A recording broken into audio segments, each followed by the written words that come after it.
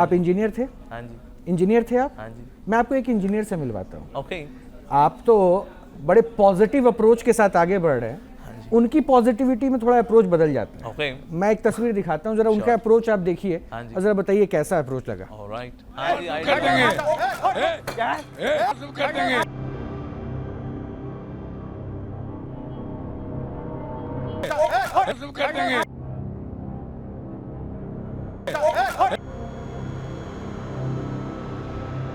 क्या बोल रहा है?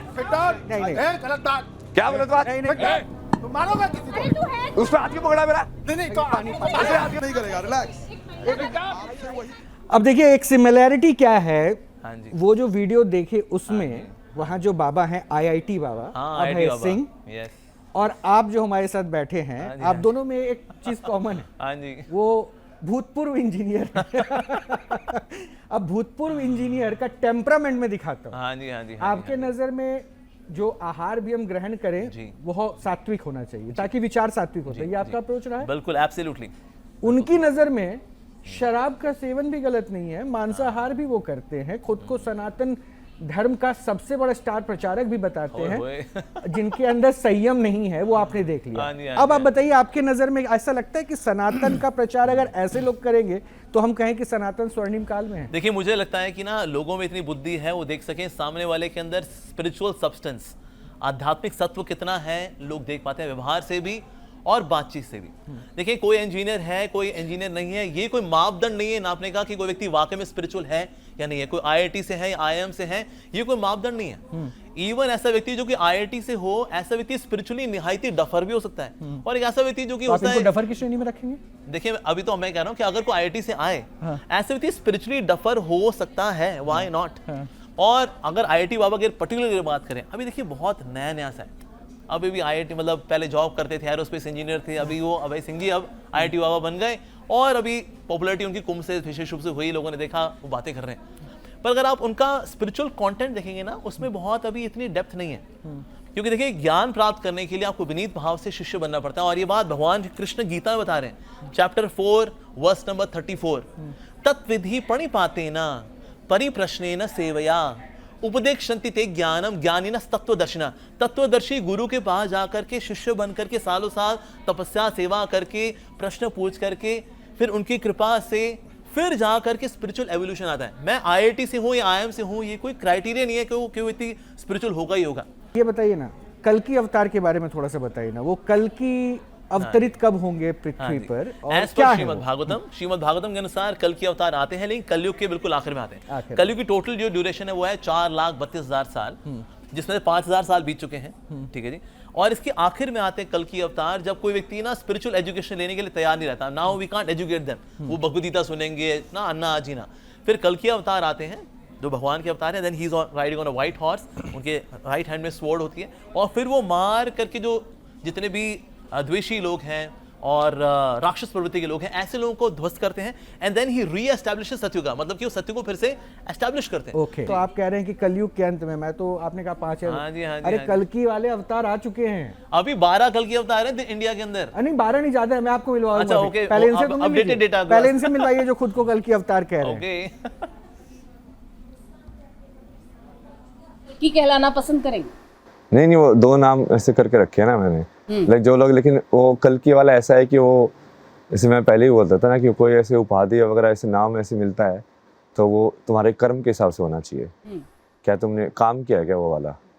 जैसे कोई जगत गुरु बन रहा है, तो यदि वो सही में जगत का गुरु बन के सिखा रहा है, तब उसको जगत गुरु की उपाधि मिलनी चाहिए ना, कि हाँ भाई सही में उसने सारे संसार को सिखा दिया। लेकिन कल की तो स्वयं भगवान के अवतार होने वाले हैं, ऐसा कहा जाता है, तो आप तो स्वयं अगर खुद को कल की कहते हैं तो खुद को भगवान कह रहे हैं। हाँ, तो ये तो मैं कब से कह रहा हूँ। सुन लिया? हाँ जी, मिल लिया आप कल की ये खुद अवतार को कल की अवतार मानते हैं।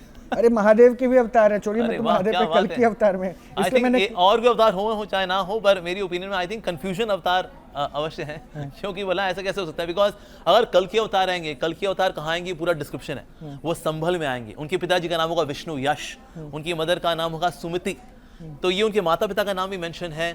उनका विवाह किनसे होगा ये भी मेंशन है, किस प्रकार से उनका विवाह होगा, तो माता लक्ष्मी का अवतार होंगी जो उनकी वाइफ बनेंगी, और ये पूरा डिस्क्रिप्शन है। And then he destroys the miscreants और फिर सत्युग एस्टैब्लिश करते हैं वो। पर क्या ऐसा हुआ? बल्कि ही रूल्स फॉर 1000 ईयर्स, ये भागवतों में मेंशन है। तो सिर्फ ये बोला कि हाँ मैं कल्कि हूं तो हम कल्कि बन गए उस तरह से, ऐसा थोड़ी ना होता है। तो कल्कि अवतार का भी टाइम बताया गया, वो कब आएंगे। उसके पहले अभी चैतन्य महाप्रभु का समय है, नाम संकीर्तन होगा, भगवद गीता फैलेगी, भागवतम फैलेगा, लोग भक्त बनेंगे, कल्याण होगा। फिर जैसे जैसे कलयुग फिर डिक्लाइन की ओर जाएगा, फिर आखिर में आते हैं कल्कि अवतार भी आते हैं। लेकिन अभी कल्कि अवतार के आने का समय ही नहीं है। और कल्कि अवतार बहुत सुंदर है। अगर को बोले मैं कृष्ण हूं, मैं तो कल्कि अवतार हूं, अरे इतने सुंदर हैं। भगवान का नाम श्याम सुंदर है।